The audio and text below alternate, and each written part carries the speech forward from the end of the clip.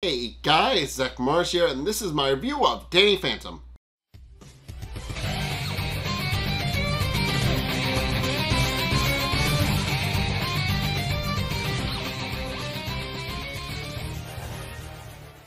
Okay, so this episode, Claw of the Wild, is essentially it marks the final appearance of what is it? Of a wolf as well as Walker. And as I said, they don't introduce any new antagonists after Frightmare, so which makes sense. They're kind of building up to the finale, so obviously they're only reintroducing characters that they've already created at this point. But in case the premise is that they're stuck at a at a camp. They're stuck at a summer camp, which unfortunately winds up going very, very wrong. But ultimately, the episode does open up with everybody being stuck on a bus and being taken to a camp Skull and Crossbones, which, you know, based on the name, probably you can tell it's not a fun time. But in case Sam is excited to be out in nature, pointing out that she's happy to, you know, be spending their summer there, while Danny, of course, is very visibly, you know, frustrated because he points out that now instead of only spending like a couple of hours a day with everybody at school, with people who obviously hate him, he now has to spend several months, which you know, he's not particularly thrilled about. But in case Sam does point out that it'll probably be fine, pointing out that, you know, they will obviously be in tune with nature, pointing out that nature can be beautiful. And of course, Tucker very much has his doubts about that, pointing out that just in case it winds up being boring, he winds up revealing that he actually brought a horror movie with them to watch at camp while they're, you know, waiting for shit to happen, essentially.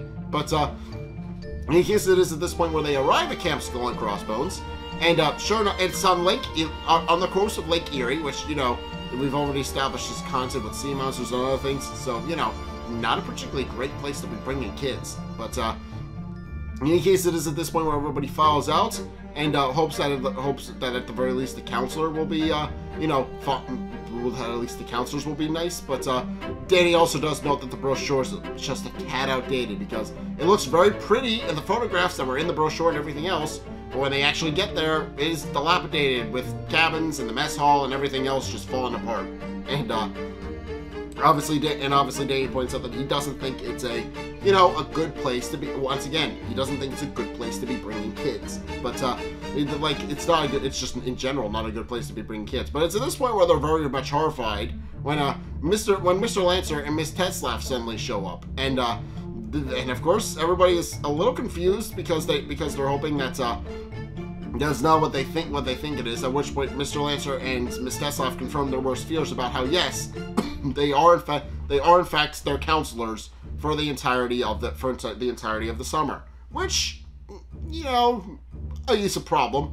And Miss Tetzlaff is, of course, very happy about the fact that she gets to be a counselor, pointing out that their control over the students no longer ends at 3 o'clock. Now it's all day, all night, and she's happy about that. But it is, of course, at this point where Mikey and his friend Lester, who I believe we met previously, but I don't remember. But in any case, it's at this point where Mikey and Lester wonder where the bathroom is, and it's this one where Miss Tetzlaff explains that there is no bathroom, and that they're in the great outdoors. If they're gonna go, they're gonna make their own bathroom. And of course, it's this point where Mikey and Lester, realizing it's better than nothing, exchange a glance before running off into the bushes to go do their business. It's at this point where the students proceed to start talking amongst themselves, pointing out that they're a little worried because they've heard a lot of mysterious ghost stories going around about how it's haunted with a swamp monster, there's a massive Bigfoot-like creature wandering around, and ultimately just start sharing ghost stories with Danny pointing out how nervous everybody seems to be. But Sam does point out that she doesn't really buy any of it, pointing out that it might be fake. And pointing out that, you know, it's just harmless student bouncer, probably nothing to be investigated in, but just in case, you know, make sure it's a good thing that Danny brought an extra Fenton thermos. But in case it is at this point where as they're kind of arguing, as the students are kind of murmuring, you know, secret stories amongst themselves, it's at this point where Miss Tetzlaff proceeds to get them to knock it off, pointing out that there are no ghost stories and there are no people haunting the place. So she points out that it'll be fine and that they're just going to have a nice, relaxing summer. But it's at this point where Mikey proceeds to run out of the woods and claims that that the monster took Lester, which of course causes everybody to fly into a panic. And everybody's worried because now Lester has suddenly disappeared. And of course we find out that they can't actually find any hide nor tail of Lester. They have no idea what happened to him.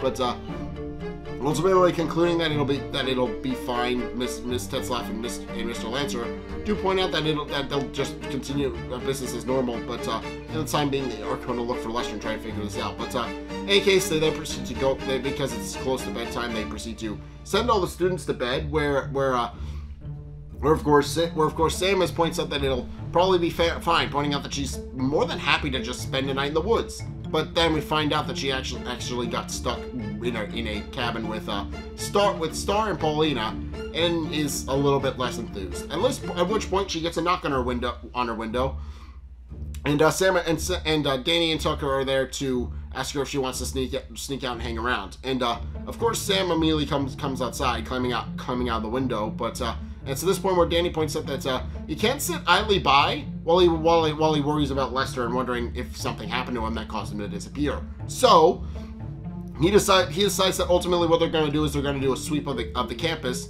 of the camp, and make sure that Lester isn't hiding anywhere or anything. And it's of course at this point where they obviously do decide to where Danny just proceeds to ultimately arm them with a series of gadgets. Admitting that while he couldn't bring any of the bigger stuff, because they're at camp, he does admit that at the very least he brought a Fenton thermos, which he was able to easily slip into his bag, as well as two Fenton wrist rays, which are exactly what they sound. They're little wrist rays that shoot ecto energy. But in case arming Sam and Tucker with those, because they have no ghost powers to defend themselves with otherwise.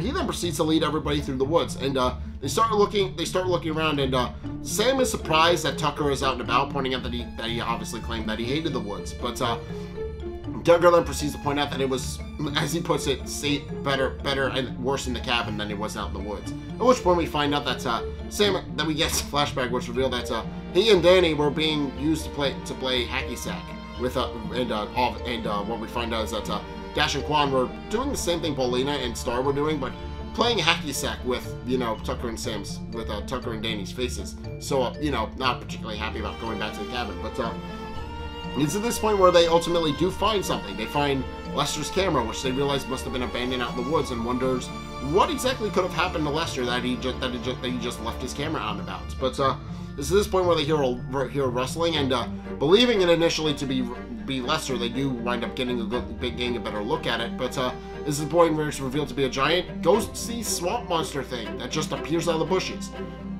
And quickly realizing that that's a big problem, they proceed to Danny and Sam and Tucker first and foremost figure out how to use the wrist ray so they can help Danny fight back against the monster. But ultimately they eventually figure out how to work, with Sam pointing out that it's probably one of the coolest gadgets she's had, and points out that it's a really cool accessory. At which point Danny eventually is able to suck it into the Fenton thermos, but also notes there doesn't seem to be any sign of Lester, so she admits that it's probably just a good idea to just move on. But in case while Tucker and Danny and Sam decide to go in for the night, but Danny ultimately refuses, pointing out that he would very much like to look into what's going on around the camp and try to figure out what's happened to Lester and what happened to Lester. And it's at this point where he starts poking around, and he admits, and while he can't find anything, he does wind up getting the attention of another person who's there, who is heavily implied to be Walker's goons, even though we don't see him. And does remark that while they can't find any in the quote-unquote specimen, they do point out that they do refer back to their superior, who is obviously Walker, that they'll be surprised who they did find. And eventually, an entire night goes by, and Danny eventually, and of course Sam and Tucker are sitting in the mess hall eating breakfast, where it's discovered that it's just really runny and really gross oatmeal. They aren't particularly enthused about eating it, but as they sit down, they wonder where Danny is and when he got back. At which point, Danny arrives in the mess hall, revealing that he just got back. And while he's tired, he does admit that he ultimately couldn't find any signs that anything happened to Lester. So he admits that whatever's going on, he'll have to look into it later. But is this point where as he's about to sit down and enjoy a piping hot meal of slop, it's this point where Dash darts in and reveals that Quan was actually taken, which of course causes Danny to become concerned, pointing out that obviously thinking Quan maybe just got lost, but Dash points out that he's a big guy and that he wouldn't just go into the woods alone and disappear. And this, of course, does cause Danny to worry and wonders what happened, at which point Dash just explains that they were playing hacky sack when he disappeared. They were playing hacky sack, he went back outside to go retrieve their sack, and ultimately, he was never seen again. So that winds up concerning Danny quite a bit. But ultimately, Miss Tetzlaff decides that enough is enough and decides to split everybody up into 2 groups. She proceeds to bring everybody outside and draws a line in the sand and tells everybody that people on one side will form a search party under her control and under her watch, while everybody else will stay in the camp and just enjoy usual festivities. And of course, Danny tries to urge, realizing that he's Sam and Tucker on opposite sides, does urge Sam to join her side so that they can continue to search together. But Miss Tetzlaff stops her before she can and responds that nobody's going anywhere unless they're supervised by an adult. So with that, she then proceeds to take Sam and the rest of her kids to go look for Lester and everybody else, to Lester and Quan. And we also find out in the process that Star has also been taken. Paulina being very visibly concerned about the fact that Star is missing. Obviously, we have established that Star is kind of Paulina's quote-unquote satellite friend, but it's revealed that she doesn't indeed care about Star's well-being, because she knows that Star left behind her sunblock and would not go anywhere without it because she burns easily. So she's concerned that Star will burn if they don't find her quickly. And of course, Miss Tetzlaff, that only adds more fuel to the fire, and Miss Tetzlaff decides to go look for Star as well, now that they know that 3 of their students are missing. Meanwhile, Danny and Tucker are forced to do canoeing under Mr. Lancer's watch, and they're pointing out that obviously something is going on if people are being abducted, and wonders if people are stumbling across something that they shouldn't be. So he wonders if people are if they're being made to disappear rather than just going missing. And Tucker wonders if that's a possible idea as well. But it's at this point where a thick fog rolls in and does ultimately give Tucker gives Danny the cover he needs to go and escape and go ghost and go looking for Sam so that he can go figure out exactly what's going on. And in the process, we do find out that he winds up going to go investigate something that's happening and something that's disappeared. But it is at this point. But of course, he isn't able to find anything and returns to Tucker, pointing out that's nothing. But discovers in the process that Tucker ultimately disappeared when the fog rolled in, which of course causes Danny to become concerned. And fearing that Sam might be next, he immediately goes looking for her. And of course, Sam is revealed to still be with Miss Tetzlaff's group, who is teaching them some very interesting ways to deal with self-defense and things like that. It's just interesting and a little bit funny. But of course, we find out that Miss Tetzlaff is trying to train them in martial arts. She's trying to teach them how to essentially do quote-unquote self-defense, but they're all harmless woodland critters who don't pose much of a threat. But ultimately, Sam winds up getting separated from the group, and in the process discovers a giant ghost that resembles Bigfoot. And she tries to fight back against it, but quickly discovers that her weapon is of no effect. And ultimately, Danny is forced to fight it off and use the fenton thermos to suck it inside, since that was the only thing he had that was left to Tucker. But and that in his hat. But of course, quickly realizing, of course, after dealing with the ghost, they wonder if the ghosts are coming in from somewhere, pointing out that it's weird that there's so many large ghosts roaming around Lake Erie in the immediate area, and they point out that there might be something else. But ultimately,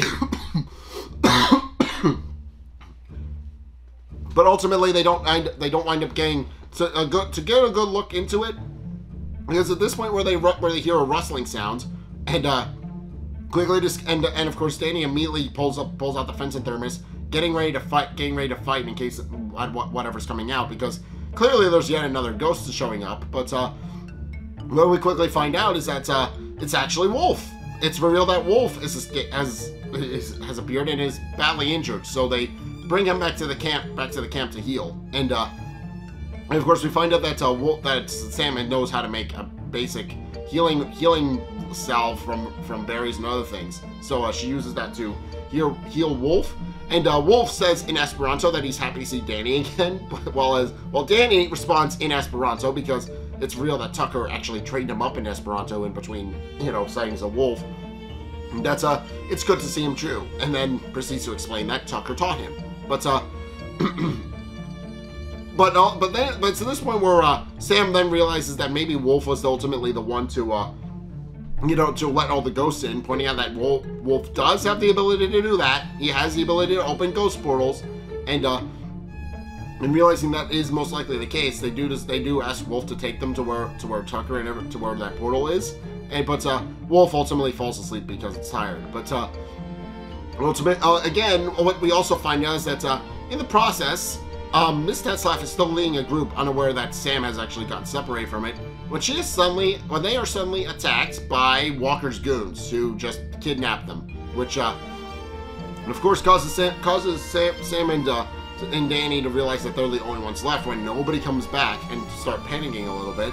And of course Mr. Lancer's panicking as well, before pointing out that he's surprised that anybody's missing, and he proceeds to panic and run off where he gets taken as well. So at which point, realizing that they're the only ones left, Danny proceeds to point out that that they need to figure out where Wolf's portal is, pointing out that whatever's happening, it is most likely something to do with the Wolf's portal, and also points out that he is worried, but pointing out that they're telling Sam that he ultimately couldn't think of a world without her and Tucker. He adds and Tucker to kind of the fact that he's talking about her specifically. And it's at this point where Sam points out that that's the same returns the sentiment, again adding and Tucker, before they ultimately give Wolf Tucker's hat and asks him to sniff out the portal so that they can actually find where it is. And of course, Wolf does it. He proceeds to lead them to a waterfall, which Danny comments is very beautiful, and Sam does point out that yes, nature can be beautiful if you know where to look. At which point Wolf proceeds to lead them through the waterfall and discovers the ghost portal that Wolf accidentally made and is letting all the ghosts out from. And it's at this point where they proceed to climb through it and do discover that yes, they are in fact in Walker's prison, which of course causes them to realize who might actually be behind this. And sure enough, they then proceed to see an entire, crate full of people that is reminiscent of oatmeal, but it puts them in suspended animation so they can't move. And of course, Danny proceeds to wonder what exactly is going on. At which point he once again encounters Walker, who does proceed to tell them that yes, he has been keeping them in the suspended animation, and then proceeds to reveal the entire story behind what happened. As he explains, Wolf got out again. As implied in Box of Fury, he got out again after Walker, arrested him in the previous episode, and trying to find him, he followed him back to the human world, and quickly and also started rounding up other escaped ghosts that Wolf had accidentally let out, and in the process started coming across people who noticed their reconnaissance mission and had to kidnap people to keep them quiet so that nothing happened, and that's ultimately how all the students and all the teachers got nabbed. So pointing out that ultimately paid off because now he's realized that Danny was in the area as well, and now he can once again recapture a prisoner that had long since escaped his grasp. And of course, Danny remarks that he's not going to let that happen, and proceeds to battle with Walker a bit before so of course Sam trying to help as well, trying to free everybody. But what we find out is that he quickly discovers that Wolf, what we find out is Wolf is he's very vicious and very loyal and very ferocious, and does come to the defense of Danny, trying to help him fend off Walker. While Danny and Sam quickly discover that because of their human abilities, they just phase through everything. So obviously Walker's goons try to grab Sam at one point, and they can't because they're able to phase in and out of private rooms. And using that to their advantage, they eventually are able to get into the cell where everybody's kept in suspended animation, but can't figure out how to get it open. At which point Walker eventually catches up to them and has them arrested. And Walker, of course, does gloat about the fact that he obviously does know that what Danny is capable of, and but also does point out that now he's gotten trapped, and does proceed to pull out the electric shock collar that he originally put on Wolf. I'm pointing out that it worked wonders on Wolf, but does wonder how well it'll work on a human. At which point Danny does point out that he's not gonna wear it, and he's not gonna let that Walker can do whatever he wants to him, but he's not gonna give in. At which point Walker points out that that's cute, but that ultimately Danny is not gonna be the one wearing it. At which point he walks over to Sam, which of course causes Danny to start panicking. At which point Wolf then once again comes in and attacks Walker, forcing him off of Sam, and using the newfound opportunity that Wolf gave them, Danny is able to get himself free from Walker's goons, and after delivering a smackdown to them, ultimately uses his ice powers to freeze Walker solid. And now realizing that, and now with Walker no longer in the picture, no longer being a threat, they do proceed to try and figure out how they're supposed to transport the entire container full of frozen people back to the human world. At which point they ask Wolf for help, but discover that Wolf has accidentally licked Walker's frozen body and gotten stuck. And this causes Sam to proceed to remark that he's ferocious, but not very smart. But ultimately, after freeing Wolf and getting this help, they do eventually manage to bring the suspended animation tank back to the human world, where Wolf asks in Esperanto if he's finally free, and Danny proceeds to give him a pat on the head, pointing out that yes, he is finally free. And now happy, he gives Danny a lick on the cheek before running off to go live his best life in the woods. And meanwhile, Danny proceeds to figure out how they're supposed to get everybody out of the suspended animation. And this is the point where Sam proceeds to point out that they don't need to get everybody out just yet. At which point they proceed to rescue Tucker, and only Tucker, and proceed to clue him in on what happened, about how everybody got stuck in suspended animation. They got stuck in some magic suspended animation oatmeal that they could not escape on their own, and proceeding to explain that that he's fine and that everybody will be fine. Danny remarks that their ultimate plan is to just wake them up from their suspended animation when it's morning, and hope everybody thinks it was just a dream. And that's obviously what they're gonna think happened when they just wake up. But of course, Tucker points out that that's a kind of a brilliant plan, and does decide that for the time being they'll take full advantage of the fact that they have the park entirely to themselves. At which point he tries to set up his scary movie that he was trying to show Danny and Sam earlier, but when they discover that their tech isn't working right, and in large part because they have no internet out in the woods, Sam decides to show them a better idea, which is to watch the stars and stargaze for a bit. And of course, Danny is more than happy to join Sam in stargazing, pointing out that it's very beautiful, and he's very happy that she showed him. But while Tucker falls asleep almost immediately because he finds stargazing boring.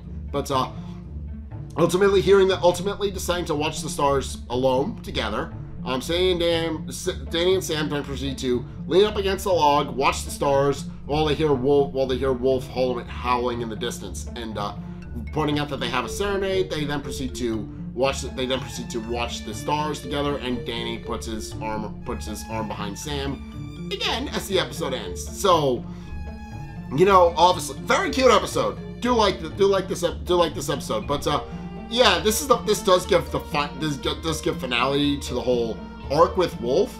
We didn't know what happened to him prior to his great debut episode, so this finally gives the sense of finality to his story. Wolf is finally free and is allowed to live in the human world, away from Walker, where Walker can't hurt him anymore. So ultimately a very good episode to end on, and of course, or at least for his story. And yeah, this episode overall was fun because it does reintroduce Walker, who up until this point hasn't appeared since the first season. He has appeared since the first season, but this is his final time as an antagonist, and only his third time overall as an antagonist. And that makes sense as to why he appears so little compared to other villains. He doesn't leave the ghost zone often. He usually lets his goons do most of the work. So it does make perfect sense that he wouldn't come out very often. We see his goons more often than we see him, being perfectly honest. But yeah, ultimately that is kind of the end, kind of where the episode ends, and I do kind of like it. But yeah, overall, pretty fun. So thank you guys. But yeah, thank you guys so much for watching this review. If you enjoyed, be sure to like, comment, and subscribe. Also, be sure to follow me on Discord. Link is down in the description. Please go check those out because I want to migrate more people over to Discord. Please go do that. I need to fix the link, I think, but you can go migrate to Discord. I will do that soon. I need to fix that because nobody can. But yeah, go do that. Go check out my Twitter as well if you want to help support me over there. I would appreciate that. Go check out my Twitch. I stream Saturdays and Sundays. Please go check those out. Yeah, and also just go check those out. Speaking of the Discord, we just did a horror movie watch-along thing. We watched the FNAF movie. Very much enjoyed it. Would recommend going to follow me over there simply for those, because I want to do more of those, and I hope you guys will want to watch more of those. Those would be, you know, fun and appreciated. I would appreciate it if you were to do that. But yeah, overall pretty fun time over there to be had, and I would appreciate if more people were to join those. But yeah, and also be sure to go, and again, please sure to go check out my Patreon as well. Again, link is down in the description. It does help support me. I would appreciate it if you did that. And also, finally, if you want to see more content from me, then be sure to check out the videos linked in the end screen. The top playlist. But top playlist was Megas Month. I did that for my birthday from last year. I did that to celebrate Megas XLR's birthday last year as well. So please go check that one out. Whereas the bottom video is the video recommended to you based on what you've already seen. Well, bottom playlist is based on what you've already seen from me, but it's more Halloween-y themed. It is based on because it is Halloween-y themed, and I used Courage the Cowardly Dog as the basis for that one. So please go check that one out as well. But in any case, yeah, thank you guys so much for watching. And until next time, I'll see you guys in the next video. Peace.